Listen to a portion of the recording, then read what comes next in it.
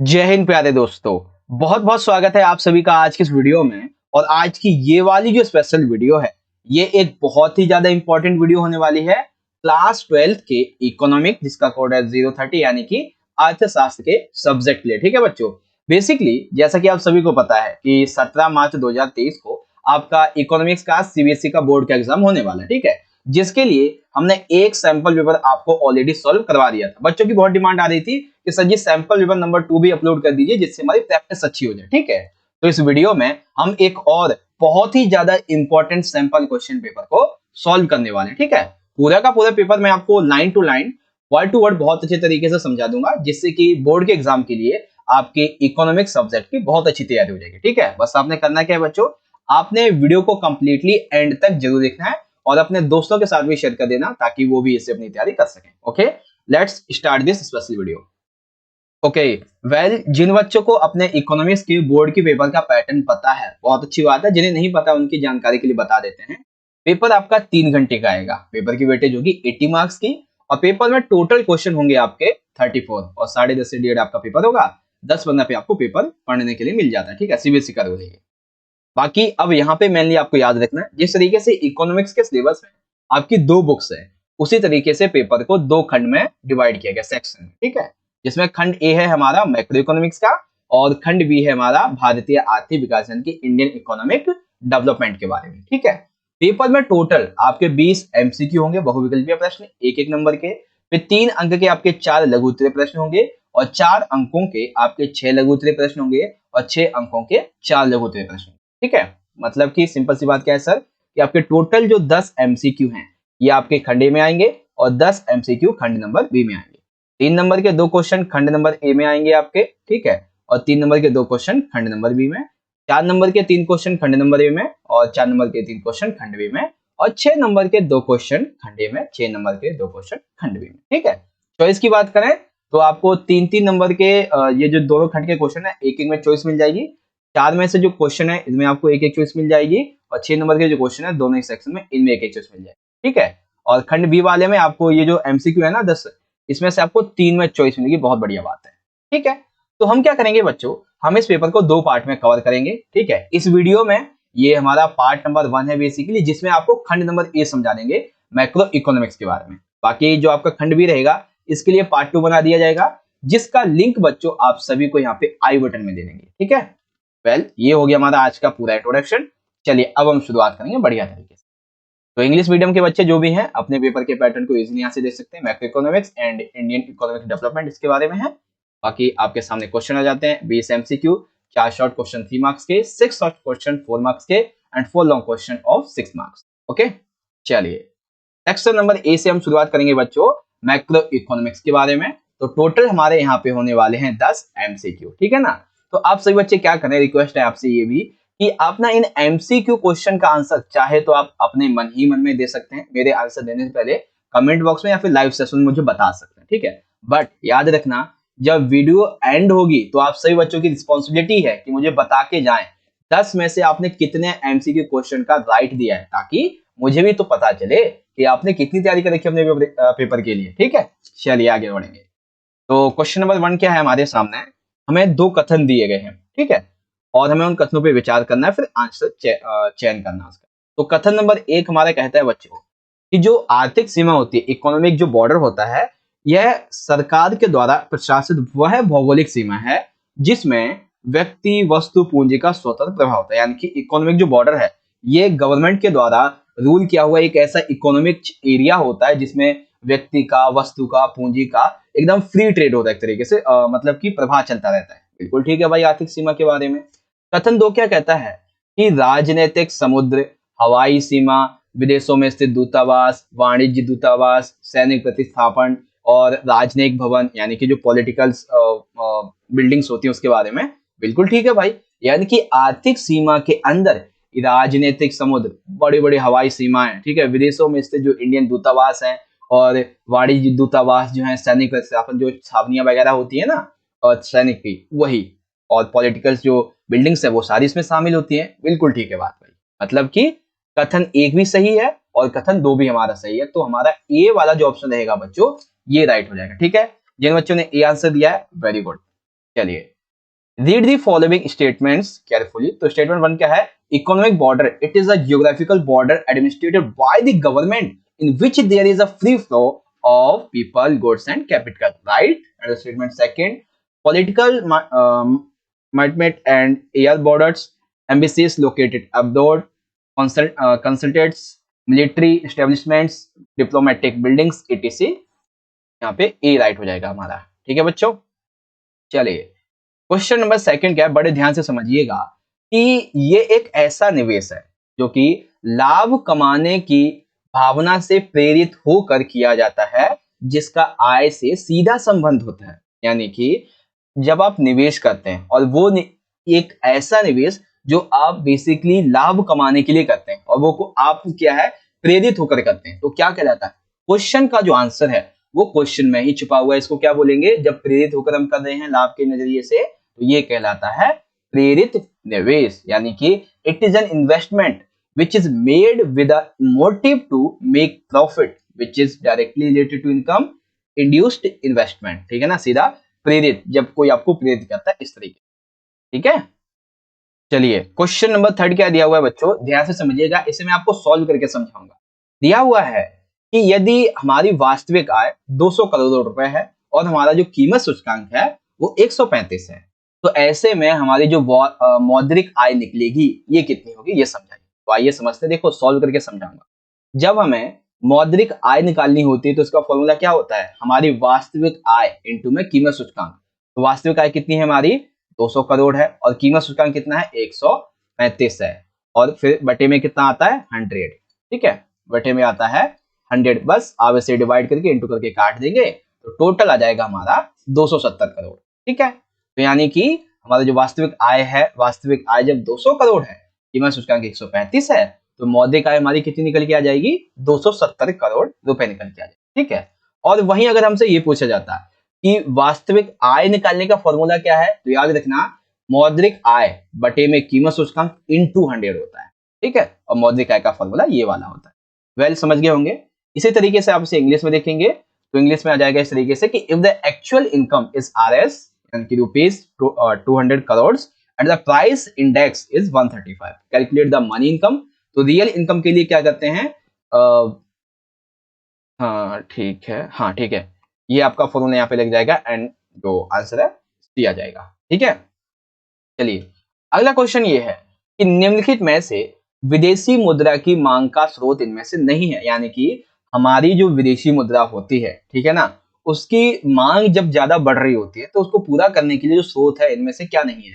ठीक है, तो आयात यानी कि विदेशी मांग की विदेशी मुद्रा जो होती है उसे में वो हमें ज्यादातर क्यों चाहिए होती है? ताकि हम ज्यादा से ज्यादा विदेशों से माल अपने देश में मंगा सके। ठीक है, देश विदेश में पर्यटन यानी कि कोई भी हमारे देश का बंदा जाके किसी कंट्री में घूम सके, पर्यटन कर सके, टूरिज्म एक्टिविटीज कर सके। ठीक है, और साथ ही विदेशों में निवेश के लिए भी हमें विदेशी मुद्रा चाहिए होती है, क्योंकि वहां पे वही चलता है, डॉलर, दिनार, कुवैती दिनार या फिर यूरो, व्हाटएवर जो उस कंट्री की नेटिव करेंसी होती है वही चलती है।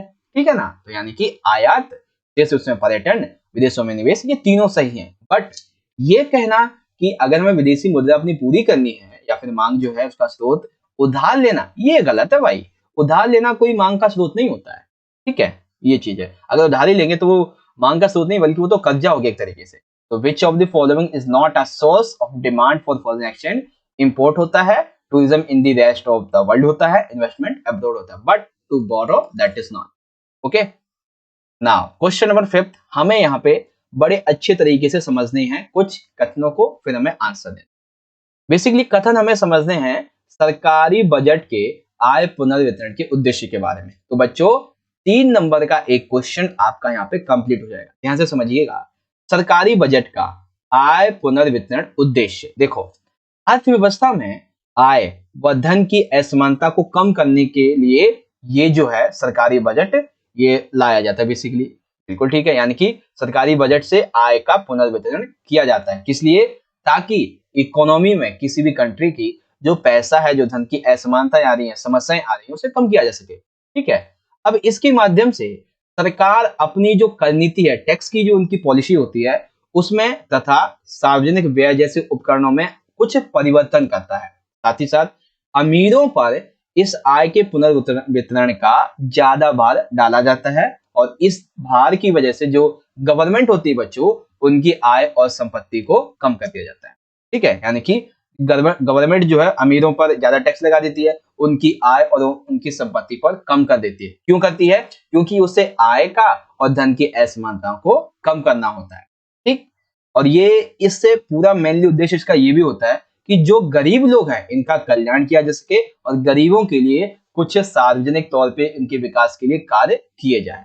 ठीक है, तो ये है बच्चों सरकारी बजट के आय के पुनर्वितरण का उद्देश्य। ठीक है, तो आपके ये चारों के चारों बिल्कुल सही हैं। तो अगर अब आपसे ये 3 नंबर में क्वेश्चन पूछा जाएगा तो आप बढ़िया तरीके से लिख देंगे। ठीक है ना। बाकी रही बात आपकी इसके आंसर की, तो सभी को पता है यहाँ पे हमारे 1 2 3 4 सभी कथन सही। ठीक है, तो कंसीडर द फॉलोइंग स्टेटमेंट्स। ठीक है, redistribution of income as the object of the government budget. तो यहाँ पे ये सभी के सभी हमारे जो हैं वो राइट हो जाएंगे and the answer is option number A. Complete हो गया। चलिए अब देखते हैं क्वेश्चन नंबर 6 क्या दिया हुआ है, बड़े ध्यान से समझिएगा। 6 में दिया गया है कि जो बजटीय नीतियां होती हैं इनको क्रियान्वित कौन करता है? क्या विदेश मंत्रालय द्वारा करते हैं? नहीं करते हैं। भारतीय रिजर्व बैंक करता है? नहीं करता है। क्या वाणिज्यिक बैंक करता है? नहीं करता है। तो बजट नीति लागू करता कौन है? सिंपल सी बात है, जो कंट्री का हमारे इंडिया का वित्त मंत्रालय है। ठीक है ना, यानी कि जो हमारा मिनिस्ट्री ऑफ फाइनेंस होती है वो करती है बजट की नीतियों का क्रियान्वयन, वही लाती है और वही को लागू करती है। ठीक है, तो budgetary policies are implemented by the ministry of finance. Complete. चलिए क्वेश्चन नंबर 7 ध्यान से समझिए। निम्नलिखित में से कौन सा आय विधि के विषय में सत्य नहीं है? यानी कि हमारी जो आय विधि होती है उस संबंध में इनमें से कौन सा सही नहीं है? तो सबसे पहला ये है कि आय विधि में स्वयं उपभोग के लिए उत्पादित वस्तुओं का धारित मूल्य सम्मिलित किया जाता है। यानी कि हम स्वयं उपभोग के लिए जिन वस्तुओं का उत्पादन करते हैं उनका मूल्य इसमें शामिल किया जाता है आय विधि में, बिल्कुल ठीक है।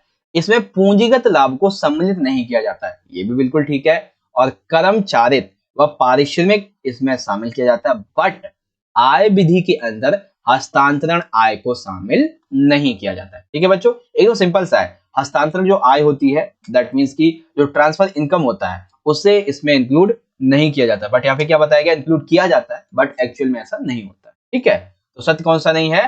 Transfer income is not included in the about income law. Complete. चलिए क्वेश्चन नंबर 8 की बात करेंगे। यहाँ पे हमें ना निवेश गुणांक का जो मूल्य है वो देखना है कि उच्चतम कौन सा रहेगा। ठीक है, क्या एमपीसी इजल टू एमपीएस या फिर MPC and MPC equal to 0 या फिर डी वाला। ठीक है, तो निवेश गुणांक का मूल्य उच्चतम तब होगा जब एमपीसी एमपीएस इस तरीके से होगा। ठीक है ना। In which of the following option the value of investment multiplier will be highest? Option number D.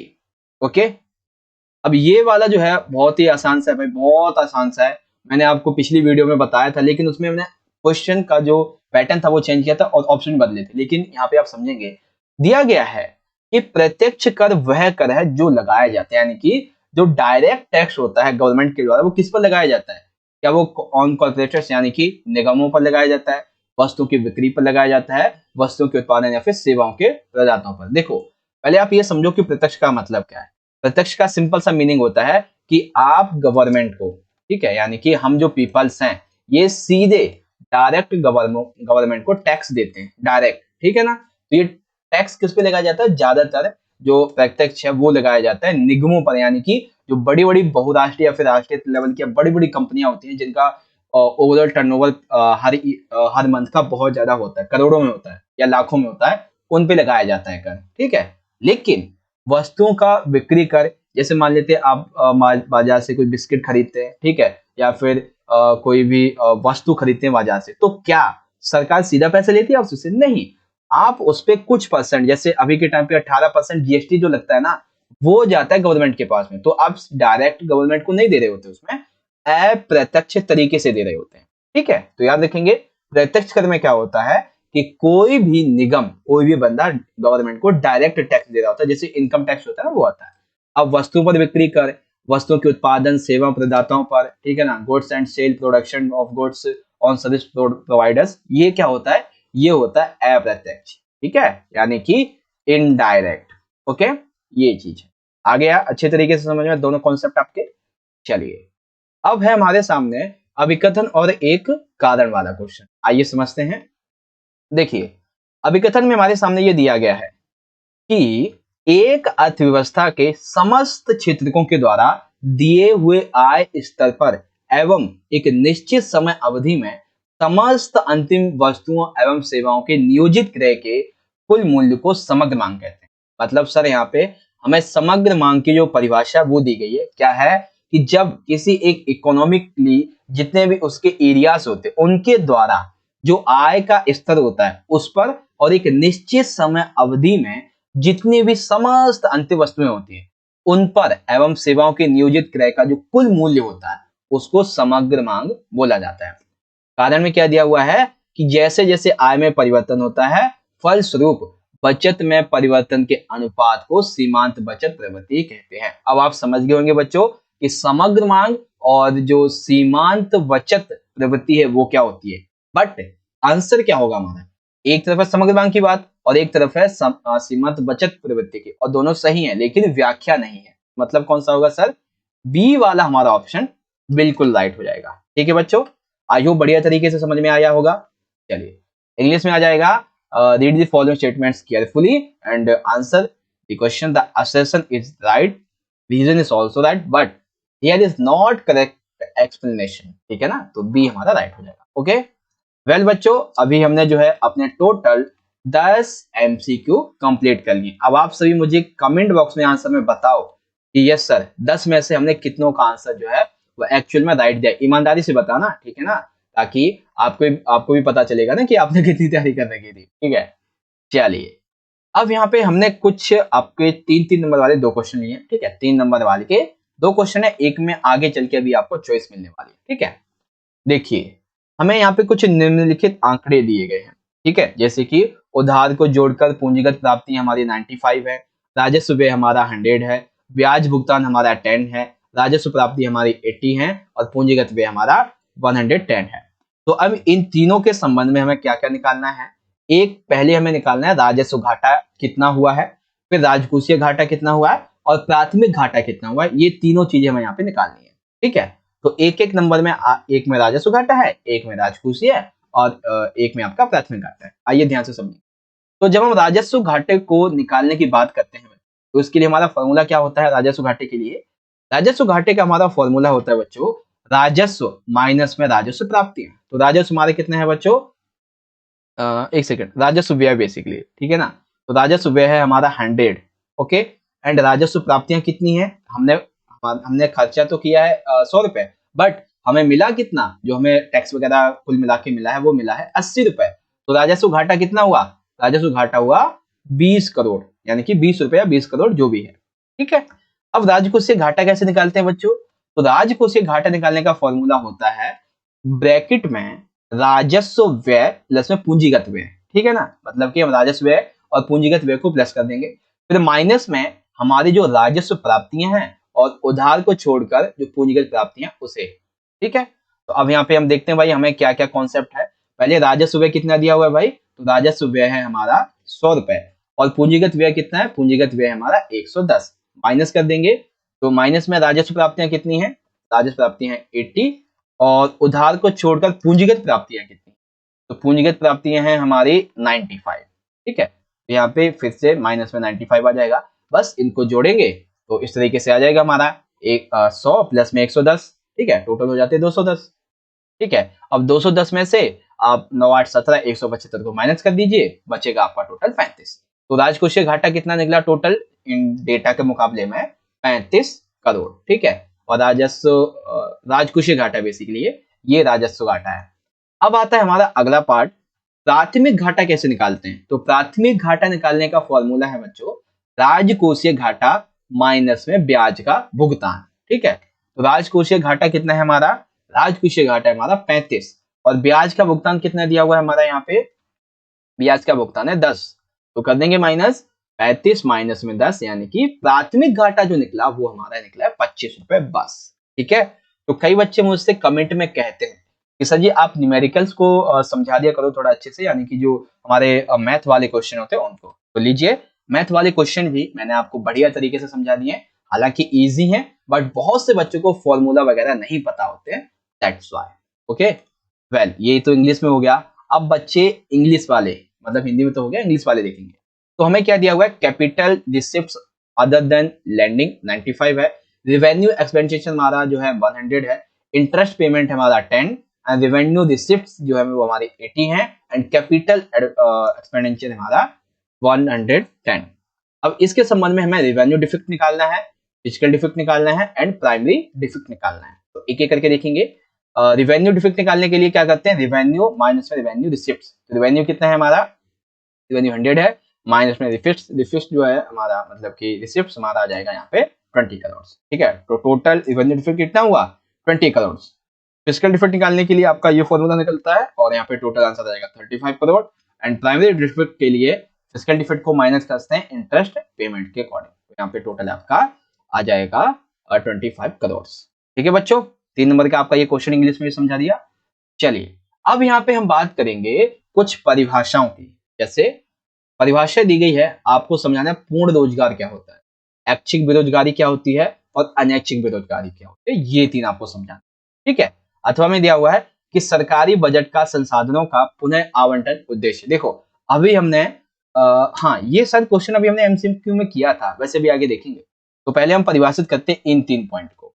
ठीक है, देखिए पहला जो हमारा पॉइंट है बच्चों, पूर्ण रोजगार, इसका क्या मतलब होता है। इसका मतलब ये होता है, इससे अभिप्राय अर्थव्यवस्था की ऐसी स्थिति है जिसमें प्रत्येक व्यक्ति जो योग्य है तथा प्रचलित मौद्रिक मजदूरी दर पर काम करने को तैयार है, उसे रोजगार मिल जाता है। मतलब कि पूर्ण रोजगार का मतलब सिंपल सा ये है, ये किसी कंट्री की उस अर्थव्यवस्था, उस इकोनॉमिक कंडीशन को दर्शाता है बच्चों, जिसमें जो व्यक्ति उसके पास जैसी योग्यता है और उस योग्यता के अनुसार उसे वो पैसा भी मिल जाता है किसी काम के लिए और वो काम कर रहा है, उसे रोजगार मिल रहा है, तो उस स्थिति को आप रोजगार बोलते हैं। जैसे मान लेते हैं कि आपने जो है वो बीएड किया हुआ है, ठीक है, आपने बीएड किया हुआ है और आपके सामने रोजगार का ऑप्शन ये है कि आपको जो है प्राइमरी टीचर तक, 5वीं तक का आप टीचर बन सकते हैं, सैलरी मिलेगी आपको 20,000 की। तो ऐसे में आपके सामने रोजगार है और आपको उस रोजगार के लिए निश्चित मजदूरी भी मिल रही है जो नॉर्मली मिलती है सभी को, यानी कि आपका पैसा तनख्वाह मिल रही है,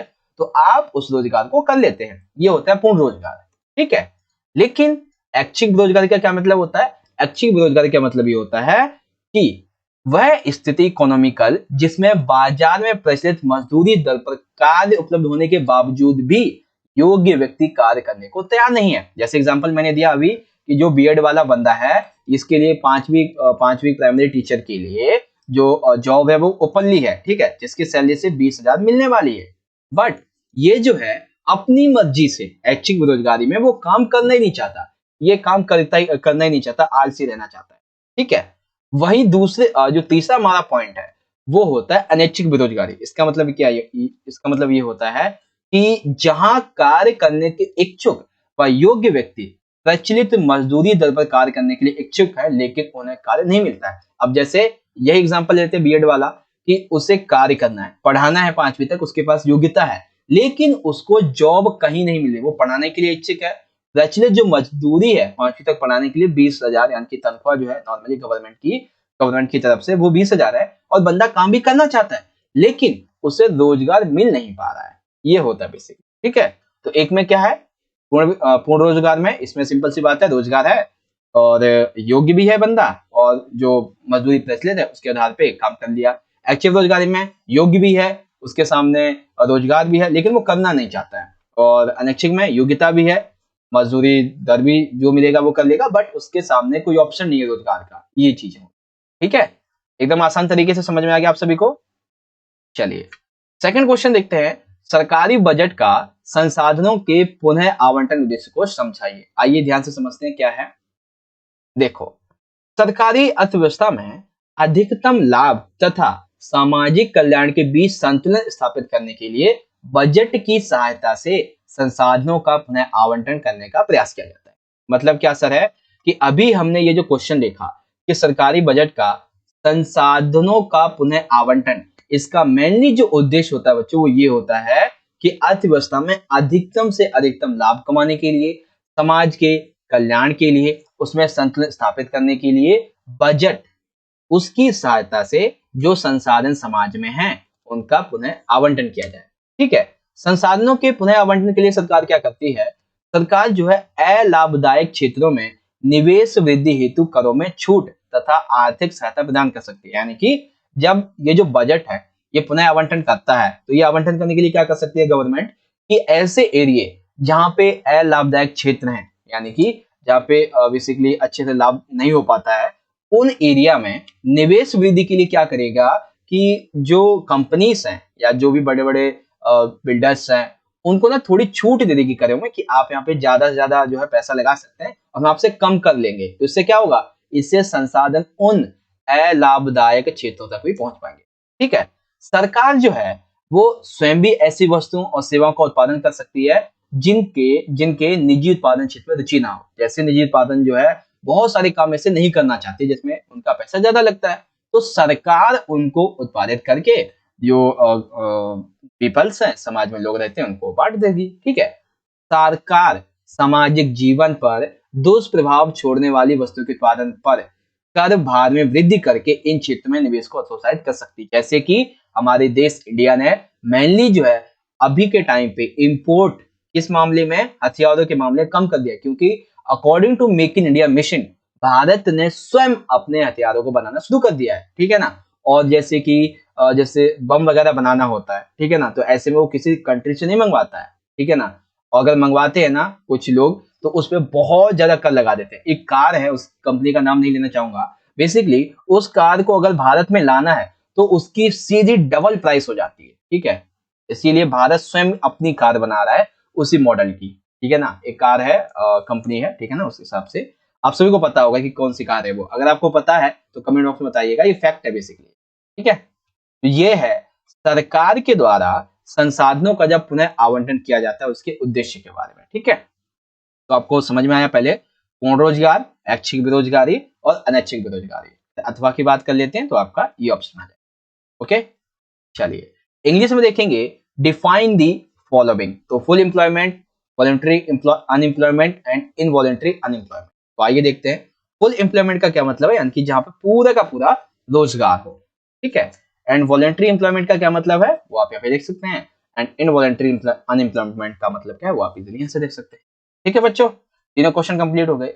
एंड द सेकंड क्वेश्चन कि explain the redistribution object of government budget. तो क्या है आपके सामने, ये ऑप्शन यहाँ पे आ जाते हैं। ठीक है बच्चों, चलिए क्वेश्चन नंबर 13। ओके, चलिए अब हम बात करेंगे अपने 4-4 नंबर के क्वेश्चन की। ठीक है, तो 4-4 नंबर के हमारे 3 क्वेश्चन आने वाले हैं, एक में मिलेगी आपको चॉइस। बड़े ध्यान से समझिएगा, एकदम इजी वे में आपको समझाता हूं। ठीक है, देखिए क्वेश्चन हमारा ये है कि जीडीपी एवं कल्याण में प्रत्यक्ष संबंध होता है, यानी कि हमारे सकल घरेलू उत्पाद और समाज कल्याण का एक इक्वल यहाँ पे संबंध है, रिलेशन है बेसिकली। ठीक है, लेकिन ये जो रिलेशन है जीडीपी और कल्याण का, ये किन्हीं किन्हीं कारणों की वजह से अपूर्ण है, अधूरा है, पूरा नहीं है। तो इस मामले में आपको क्या करना है कि जीडीपी की आर्थिक कल्याण के सूचक के रूप में सीमा यहाँ पे दर्शानी है। ठीक है, जीडीपी की आर्थिक कल्याण के सूचक में सीमा है।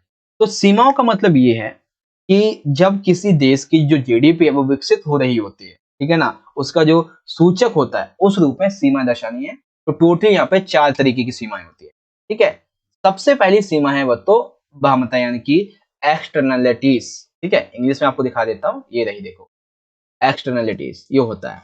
ठीक है, इसका मतलब क्या है?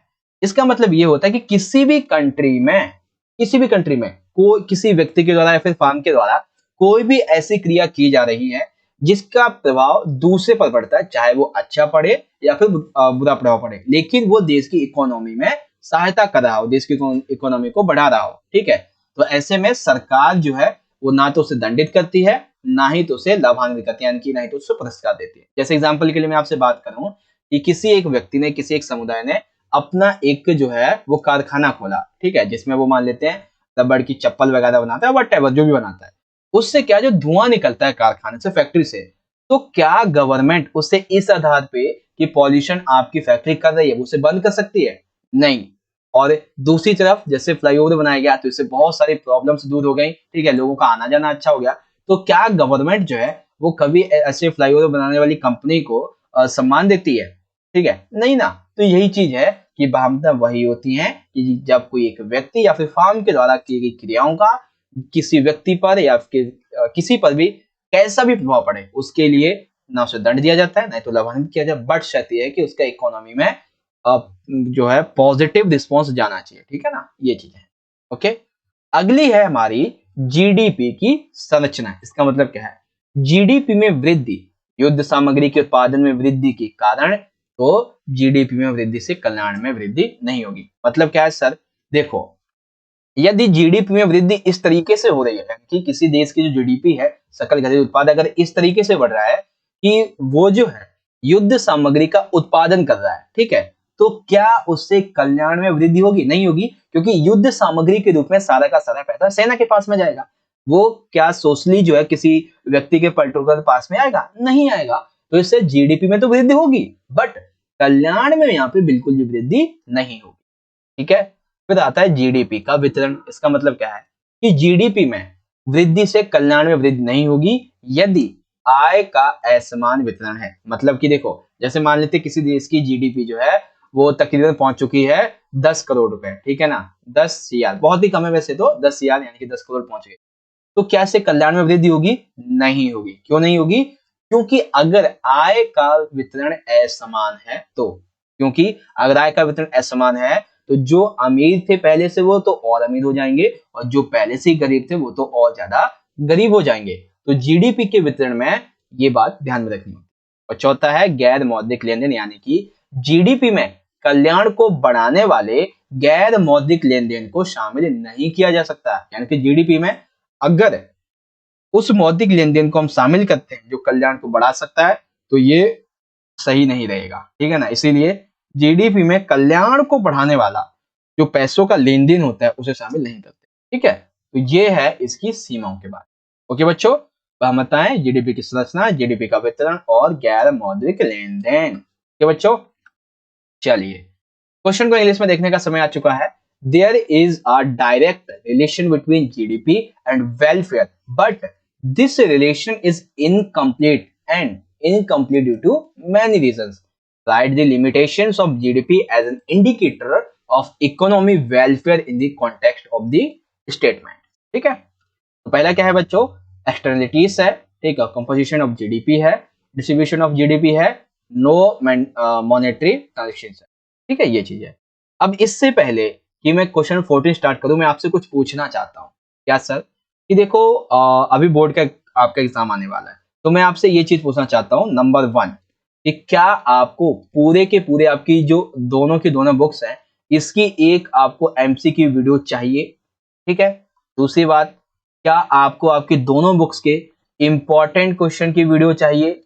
ठीक है, ये दोनों आप मुझे कमेंट बॉक्स में जल्दी से जल्दी बताओ। ठीक है, सभी बच्चे मुझे कमेंट बॉक्स में जरूर बताएंगे। ठीक है, लिख के बताना कमेंट बॉक्स में कि यस सर, हमें एमसीक्यू की भी वीडियो चाहिए और इंपॉर्टेंट क्वेश्चन की वीडियो चाहिए। अगर आप कहेंगे और ज्यादा से ज्यादा कमेंट करेंगे तो मैं आपके लिए वीडियो लेके जल्दी से जल्दी आऊंगा। वैसे वीडियो तो आनी ही है, ठीक है, पक्का आएगी, एमसीक्यू भी और इंपॉर्टेंट क्वेश्चन की। बट अगर आप कमेंट जल्दी से जल्दी करेंगे ज्यादा से ज्यादा इस वीडियो के बाद में, तो मैं आपके लिए बहुत जल्दी से अपलोड कर दूंगा। ठीक है, जिससे आपकी तैयारी बोर्ड के पेपर के लिए बहुत अच्छी हो जाएगी।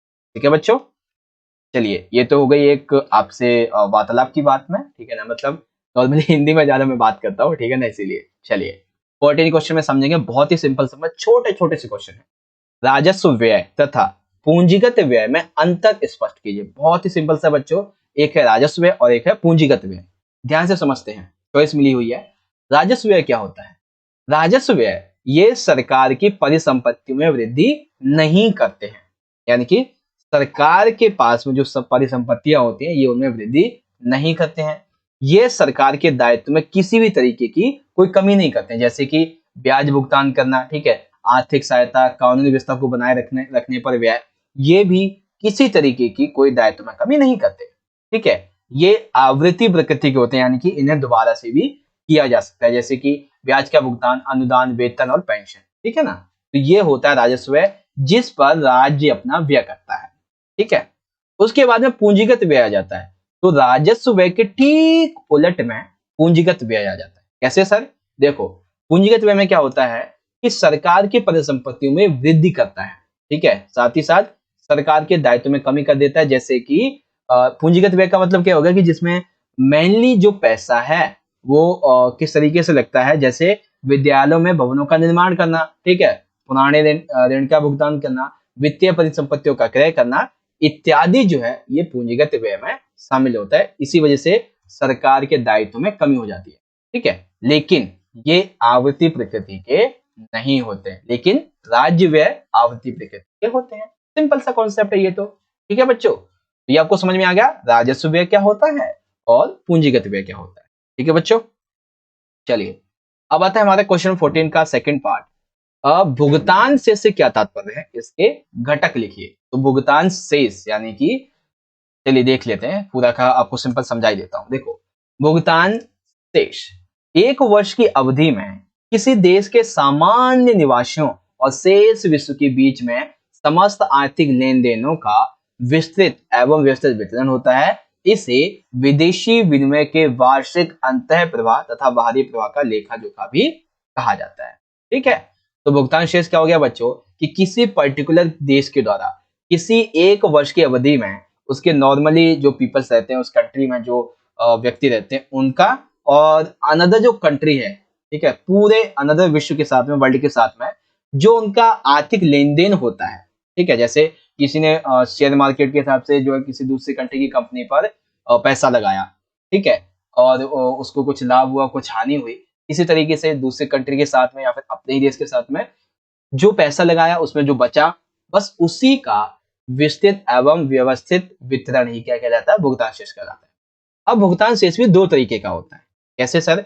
एक होता है चालू खाते का, मतलब इस खाते में वस्तुओं व सेवाओं के निर्यात और आयात और चालू अंतरणों की प्राप्तियों व भुगतान के विवरण दर्ज होता है। जैसे एग्जांपल के लिए मैं आपको बताऊं, जैसे आपकी पासबुक जो होती है ना बैंक वाली, तो उसमें जब भी आप ऑनलाइन कोई ट्रांजेक्शन करते हैं, ठीक है, कोई सेवा लेते हैं या फिर किसी ऐप के द्वारा कुछ मंगाते हैं, ठीक है, कुछ भेजते हैं, जैसे ऑनलाइन ट्रांजेक्शन किया, आपने 10 रुपए भेजे किसी को, आपके पास किसी ने 10 रुपए भेजे, ठीक है ना, या फिर आप जो है जाके पैसा जमा करते हैं नॉर्मली फॉर्म से पैसा निकालते हैं, तो इसको बोलते हैं चालू खाता, जिसमें सभी की सभी A to Z जो आपके भुगतान का विवरण है, चाहे लेना या देना, सभी को दर्ज किया जाता है, ठीक है। पूंजीगत खाते का मतलब होता है कि इस खाते में परिसंपत्तियां जैसे कि मुद्रा स्टॉक, बंद पत्र आदि, अर्थात किसी अर्थव्यवस्था और शेष विश्व की परिसंपत्तियों एवं दायित्व के स्वामित्व का हस्तांतरण इसमें शामिल होता है। पूंजीगत खाता जो वो कैसा होता है बच्चों, इसमें मुद्रा स्टॉक, बांध पत्र, इन सभी का लेखा जोखा हस्तांतरण शामिल होता है, ठीक है। आई होप आपको समझ में आया होगा अच्छे तरीके से भुगतान शेष क्या है, और भुगतान शेष के जो दो घटक है, चालू खाता और पूंजीगत खाता, इसके बारे में, ठीक है बच्चों। चलिए, राजस्व व्यय क्या होता है, पूंजीगत व्यय क्या होता है, भुगतान शेष, भुगतान के घटक। अब इंग्लिश में देखेंगे, differentiate between revenue expenditure and capital expenditure. तो रिवेन्यू के संबंध में जब हम बात करेंगे तो किया जाएगा आपके 4 पॉइंट, ठीक है, और जब हम बात करेंगे कैपिटल के बारे में तो आपके सामने ये 4 पॉइंट आ जाएंगे, ठीक है बच्चों। आप इन्हें पढ़ सकते हैं अच्छे तरीके से, बाकी मैंने आपको हिंदी में समझा दिया, okay. Another question in English कि what is meant by balance of payments rights its components, ठीक है, देखते हैं। तो बैलेंस ऑफ पेमेंट्स होती क्या है बच्चों, एंड इसके जो कंपोनेंट्स हैं, एक है करंट अकाउंट और एक होता है कैपिटल अकाउंट, ठीक है बच्चों। चलिए, आई होप समझ गए होंगे। नेक्स्ट क्वेश्चन की बात करते हैं। बहुत ही आसान सा प्रश्न है, एकदम पॉइंट टू पॉइंट आंसर की हम बात करेंगे। क्वेश्चन है, केंद्रीय बैंक किसे कहते हैं तथा इसके कार्य लिखिए, ठीक है। तो केंद्रीय बैंक क्या होता है, बेसिकली एक देश की बैंक व वित्तीय प्रणाली की सर्वोच्च संस्था होती है। यानी कि अगर हम बात करें कि किसी कंट्री की बैंक की, तो सबसे बड़ी बैंक होती है केंद्रीय बैंक, और साथ ही किसी देश की वित्तीय प्रणाली यानी कि पैसों के मामले में जो सबसे बड़ी संस्था की बात करें तो वो भी केंद्रीय बैंक ही होती है, जो कि एक देश के मौद्रिक व बैंकिंग ढांचे का संचालन करती है। पैसे के मामले में बैंकिंग जो इंफ्रास्ट्रक्चर जो होता है उसका, ठीक है, उस पर नियंत्रण रखना, निर्देशन करना, नियमन करना और देश के हित के लिए मौद्रिक नीति का निर्माण करना, ये सभी केंद्रीय बैंक करती है, ठीक है। तो समझ में आया केंद्रीय बैंक कौन है बच्चों। केंद्रीय बैंक जो है ये एक पूरे के पूरे देश की एक बैंक होती है, ठीक है। वित्तीय प्रणाली की बहुत बड़ी, सबसे बड़ी संस्था होती है। इसी के अंडर में मौद्रिक नीति तैयार की जाती है, ठीक है। मौद्रिक और बैंकिंग ढांचे का ये संचालन करती है, नियंत्रण करती है, निरीक्षण करती है, नियम वगैरह यही बनाती है, ठीक है। अब ये जो केंद्रीय बैंक है, इसके कार्य क्या होते हैं मेनली? केंद्रीय यानी कि आरबीआई टाइप में आप जैसे कि बोल सकते हो।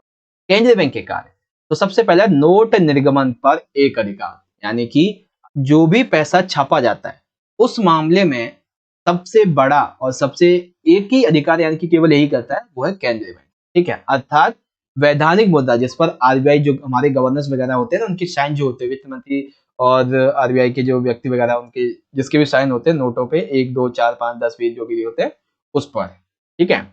ये सरकार का बैंकर होता है, मतलब सरकार के लिए ऋण के मामले में या फिर अनदर जो भी सरकार की बजट नीतियां होती है, मौद्रिक नीतियां जो होती हैं, उसके लिए सबसे बड़ा बैंक केंद्रीय बैंक होता है, ठीक है।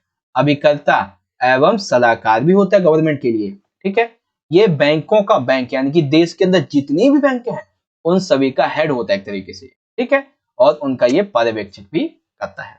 अब इस केंद्रीय बैंक के पास में बच्चों विदेशी मुद्रा का एक बहुत बड़ा भंडार होता है, ठीक है। जहां से अगर आप किसी कंट्री में जाना चाहते हैं और आपको अपने ही देश से मुद्रा चाहिए, फॉरेनर कंट्री, तो वो आप यहाँ से ले सकते हैं, और ये संरक्षक भी होती है उसका, ठीक है। फिर आता है साख नियंत्रण करना। आगे चल के मैं आपको बताऊंगा साख नियंत्रण के वो जो पॉइंट होते हैं ना उसके बारे में, ठीक है। तो समझ में आया आप सभी को केंद्रीय बैंक कहते किसे हैं और केंद्रीय बैंक के क्या क्या कार्य होते हैं, ठीक है बच्चों। देखिए, मैं कोशिश तो पूरी कर रहा हूं अपनी, ताकि आपको इस तरीके से समझाऊं कि आप किसी भी पर्टिकुलर क्वेश्चन को भूलें नहीं, ठीक है। तो मेरी कोशिश को कामयाब करते हुए आपने क्या करना है, आपने बताना है कमेंट में, ठीक है। कमेंट में आपने मुझे बताना है भाई कि जो मैंने आपको इकोनॉमिक्स का अभी तक का पेपर समझाया वो समझ में आया नहीं, ठीक है। कोई अगर आपका सुझाव होता है तो वो भी दे सकते हैं और उस पर विचार किया जाएगा उस हिसाब से, ठीक है।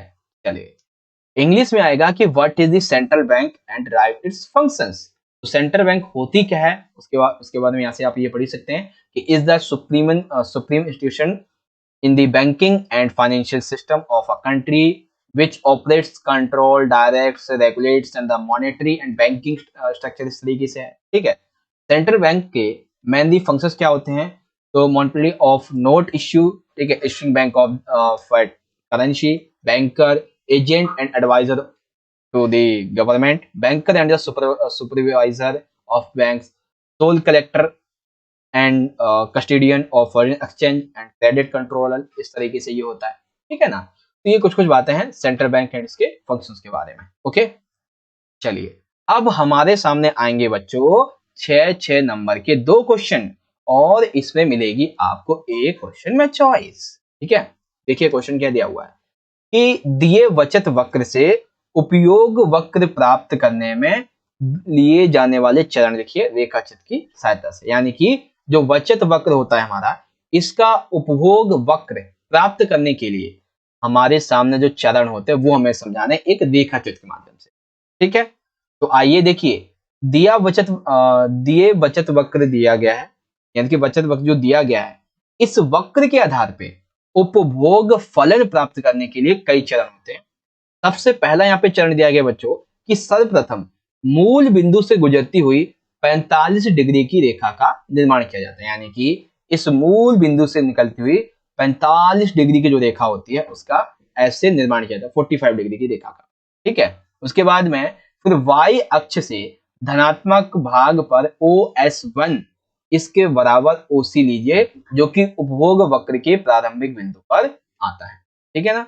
तो OS1 ये हमें लेना है, तो यहाँ पे जो है इस तरीके से आपको लेना होता है, ठीक है। एक्स अक्ष पर बिंदु बी जो रहेगा ये हमेशा शून्य बचत को दर्शाएगा, ठीक है। एक्स अक्ष पर ये जो है ना, ये वाला, ये बिंदु बी को दर्शाएगा, मतलब ये बेसिकली शून्य को दर्शाएगा, ओके। इस बिंदु से एक लंब खींचिए जो कि 45 डिग्री रेखा को काटे और ई पर काटे, ठीक है ना। तो ये हमने इस तरीके से लंब खींच दिया, और इस बिंदु पर C is equal two by है। इस प्रकार 5 बिंदु उपभोग वक्र पर, इसलिए दूसरा बिंदु में प्राप्त हो जाएगा। दूसरा बिंदु हमारा इस तरीके से हमें प्राप्त होगा ऐसे, ठीक है। उसके बाद में आखिरी क्या है कि अंत में C और E बिंदु को मिलाते हुए इससे आगे तक ले जाइए, इस प्रकार C से वांछित वो वाला फलन प्राप्त हो जाएगा। देखो दोबारा मैं आपको समझाता हूँ। सबसे पहले क्या करना होता है, सबसे पहले मूल बिंदु से गुजरती हुई 45 डिग्री की एक रेखा खींचनी होती है। ठीक है, तो हमारा मूल बिंदु ये वाली लाइन है हमारी y वाली। ठीक है, अब ये हमने लिया है y और x। ठीक है ना, इस तरीके से हमने क्या किया है, ये हमारा एक सेकेंड, इसको थोड़ा सा ध्यान से समझ लेना। ये हमने लिया है y, ठीक है, और ये है हमारा x। तो ऐसे में हमें क्या करना है, एक 45 डिग्री की हमने ये रेखा खींची है और इस रेखा को हमने नाम दे दिया है बच्चों, इसको भी y दे दिया है। ये 45 डिग्री की रेखा। अब y जो y अक्ष है, इसके धनात्मक भाग पर OS1 के बराबर OC लीजिए। ठीक है, तो OS1 के बराबर क्या करेंगे, यहाँ पे हम OC ले लेंगे। जो OS1 के बराबर हमने लिया है OC, OC हमारा यहाँ पे पहुंच जाएगा ऊपर की साइड। ये जो आपको दिख रहा है ना, ये वाला यहाँ पे पहुंचेगा, तो ये है उपभोग फलन। उसके बाद में x अक्ष पर b बिंदु शून्य बचत को दर्शाएगा, तो शून्य बचत हमारा b यहाँ पे आ जाता है और इसी के लंबवत आपको क्या करना है, एक रेखा खींचनी है E, वो हमने खींच दी। और इस बिंदु पर C is equal two by होना चाहिए, यानी कि आपने 45 डिग्री की ये वाली जो रेखा खींची थी ना, यहाँ पे ये जो आना चाहिए ना पार्ट, वो एकदम इक्वल होना चाहिए। ठीक है, उसके बाद में 5 बिंदु उपभोग का पर दूसरा आपको प्राप्त हो जाएगा और इस तरीके से आपका ये आखिरी वाला स्टेप कंप्लीट हो जाएगा। ठीक है, तो ऐसे करके आप अपने इसको ये जो आपको दिया गया है चरण जो हमें लिखने थे वो हमने देख लिया इस तरीके से। ठीक है, तो देखिए बढ़िया तरीके से मैंने आपको ये क्वेश्चन भी समझा दिया। इंग्लिश में आएगा कि write the steps to be followed in driving the consumption curve from the given saving curve, use a diagram in 6 marks. Okay well, करते हैं। ये रहा आपका पूरा का पूरा पार्ट, आप यहाँ से पढ़ ही सकते हैं। ओके, चारों के चारों पॉइंट आपको एक ही स्क्रीन पे दिख जाएंगे इस तरीके। ठीक है, चलिए अब हम बात करेंगे अपने क्वेश्चन नंबर 17। बड़े ध्यान से समझिएगा, आसान तरीके से समझाऊंगा। दिया गया है कि नम्य विनिमय दर का निर्धारण कैसे किया जाता है और इस नम्य विनिमय दर के जो प्रणाली है इसके गुण लिखिए। ठीक है, तो आइए समझते हैं उत्तर कैसे लिखेंगे। लिखेंगे नम्य विनिमय दर प्रणाली, इसके अंतर्गत विदेशी विनिमय दर का निर्धारण कैसे किया जाता है, बाजार शक्तियों के द्वारा, यानी कि ओरिजिन जो हमारी विनिमय दर प्रणाली होती है, विनिमय दर होता है, उसका निर्धारण कैसे करते हैं, बाजार शक्तियों के द्वारा। देखो सिंपल सा हम ऐसे कह सकते हैं कि संतुलन विनिमय दर का निर्धारण हम करते हैं विदेशी मुद्रा की मांग के द्वारा और उसकी पूर्ति के द्वारा। यानी कि संतुलन विनिमय दर का निर्धारण कैसे होगा, फॉरेन एक्सचेंज के लिए जो मांग है, जो उसकी पूर्ति कैसे की जाती है, उसके द्वारा हम करते हैं। ठीक है, इसके लिए बच्चों मैंने 6 नंबर का एक क्वेश्चन आपको ऑलरेडी समझाया हुआ है पिछली वीडियो में, पिछले पेपर में। ये पेपर 2 है हमारा। ठीक है, विदेशी विनिमय की मांग और विनिमय दर में थोड़ा सा विपरीत संबंध होता है, इसीलिए कहा जाता है कि विदेशी विनिमय की मांग वक्र जो है वो कैसी रहती है, वो ऋणात्मक ढाल की रहती है, यानी कि माइनस पॉइंट पे जाती है ज्यादातर। लेकिन विदेशी विनिमय की पूर्ति और तथा विनिमय जो दर है ये धनात्मक प्रत्यक्ष संबंध में जाती है, इसीलिए कहा जाता है कि विदेशी विनिमय की पूर्ति वक्र धनात्मक ढाल की होती है। ओके बच्चों, दोनों वक्र के अंततः क्रिया द्वारा संतुलन विदेशी विनिमय दर का निर्धारण कहलाती है और इसीलिए यहाँ पे इसके कुछ कुछ गुण हमारे सामने आ जाते हैं। एग्जाम्पल के लिए गुण हमारे सामने ये है कि नम्य विनिमय दर के लिए हमें विदेशी मुद्राओं के भंडार की आवश्यकता नहीं पड़ती है और साथ ही साथ संसाधनों का सर्वोत्तम आवंटन भी इसके माध्यम से किया जा सकता है। ठीक है, भुगतान संतुलन खाते में स्वतः ही समायोजित हो जाता है and one of the last इसका जो बेनिफिट है वो ये है कि व्यापार और पूंजी के आवागमन में कोई भी रुकावट आती है, कोई भी बाधा आती है, तो ये उसे स्वतः दूर कर देता है। ठीक है, तो ये है नम्य दर प्रणाली के गुण। ठीक है बच्चों, आ गया समझ में अच्छे तरीके से? चलिए आगे बढ़ेंगे। तो नम्य दर प्रणाली समझ में आ गई। अब सामने आते हैं हमारे व्यय विधि के चरण। बढ़िया क्वेश्चन है, लेकिन इस क्वेश्चन का आंसर आपको इजी वे में इस तरीके से समझ में आएगा आपके चरण के बाद। ठीक है, तो व्यय विधि के चरण हमारे सामने निकल के आते हैं टोटल 4। अब इन 4 चरणों के मामले में ध्यान से समझिएगा क्या क्या दिया हुआ है। पहला चरण दिया हुआ है, इसको थोड़ा सा ना बड़ा करते हैं ताकि आपको नहीं, ठीक है, देखो बाजार कीमत पर सकल घरेलू उत्पाद कैसे निकालते हैं, वो हम निकालते हैं जो हमारे पास निजी अंतिम उपयोग व्यय हुआ था उसको जोड़ेंगे, सरकारी अंतिम उपयोग व्यय कितना हुआ उसको जोड़ेंगे, सकल घरेलू पूंजी निर्माण कितना हुआ उसको जोड़ेंगे और शुद्ध स्लैश निवल निर्यात जोड़ेंगे, ठीक है ना। तो इस तरीके से GDP MP is equal to कैसे निकलेंगे, C plus G I plus में एक्स माइनस में एम। इस तरीके से हमारा प्रथम चरण निकल जाएगा, बाजार कीमत पर सकल घरेलू उत्पाद। दूसरा है द्वितीय चरण, इसमें क्या निकालना है हमें, एनडीपी, ठीक है ना।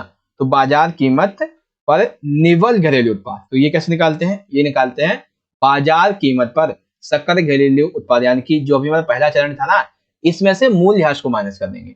और तीसरे में क्या करते हैं, तीसरे में जो है बाजार कीमत पर निवल घरेलू उत्पाद में माइनस करते हैं शुद्ध अप्रत्यक्ष कर, यानी कि एनआईटी, ठीक है ना। ये निवल घरेलू उत्पाद की बात आती है, और लास्ट में आपका ये वाला आ जाता है इस तरीके से, ठीक है बच्चों। तो ये टोटली आपके 4 चरण होते हैं इस मामले, ओके। वेल आप समझ गए होंगे। बाकी जो बच्चे इंग्लिश मीडियम के हैं, यहां से देख लेंगे कि how is flexible exchange rate determined and right the merits, ठीक है ना। तो फ्लेक्सिबल एक्सचेंज रेट सिस्टम क्या है, इसके बारे में आप यहां से देख सकते हैं।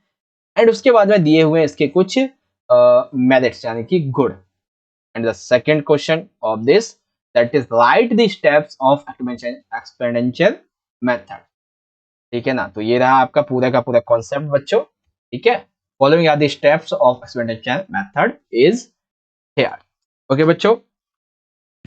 तो आई होप आप समझ गए अच्छे तरीके से। ये यहाँ पर हमारा जो क्वेश्चन पेपर है वो हो जाता है कंप्लीट, ठीक है, जिसमें मैंने आपको हर एक क्वेश्चन जितना बढ़िया तरीके से हो सकता है वो मैंने आपको यहाँ पे बढ़िया तरीके से समझा दिया, ठीक है बच्चों। अब जो बचता है हमारा सेक्शन नंबर बी वाला पार्ट, ठीक है, मैं आपको दिखा भी देता हूं। ये रहा अब हमारा सेक्शन नंबर बी, ठीक है, जो कि कौन सा है, इंडियन इकोनॉमिक डेवलपमेंट का। तो इसके लिए हम अलग से आपके लिए पार्ट नंबर 2 की वीडियो लाएंगे, जो कि बहुत ही जल्द अपलोड कर दी जाएगी। इससे आपकी जो भारतीय आर्थिक विकास वाली जो किताब है ना, उसकी तैयारी बहुत अच्छी हो जाएगी, ठीक है बच्चों। वेल ये तो पार्ट 2 की बात हो गई। अगर आपको आज की ये वाली जो हमारी वीडियो है ये समझ में आई हो, पूरी तरीके से अच्छे समझ में आई हो, तो क्या कीजिए, इस वीडियो को जितना हो सके बच्चों उतना लाइक कीजिए, ठीक है, क्योंकि आपका एक लाइक हमें बहुत ज्यादा मोटिवेशन देता है ऐसे ही वीडियोस को बनाने के लिए, ऐसे मेहनत करते रहने के लिए, ठीक है। साथ ही अगर आप अच्छे से समझे हैं और आपको लगता है कि ये वीडियो आपके दोस्त के लिए हेल्पफुल हो सकती है, तो जरूर से शेयर करें, ताकि वो भी अपने इकोनॉमिक्स के बोर्ड के एग्जाम की तैयारी अच्छे से कर सकें, ठीक है बच्चों। आई होप आप कर ही देंगे शेयर, ताकि वो भी तैयारी करेगा, सभी चाहते हैं कि अच्छा हो सभी का, ठीक है ना। बाकी आप सभी को रियलिटी में वीडियो कैसी लगी आप मुझे कमेंट बॉक्स में बताना। मिलेंगे आपसे अगली वीडियो में, तब तक के लिए वेट कीजिए पार्ट 2 का और इंपॉर्टेंट क्वेश्चन एमसीक्यू वगैरह का। मिलेंगे नेक्स्ट वीडियो में। बहुत बहुत धन्यवाद आपका। जय हिंद, वंदे मातरम।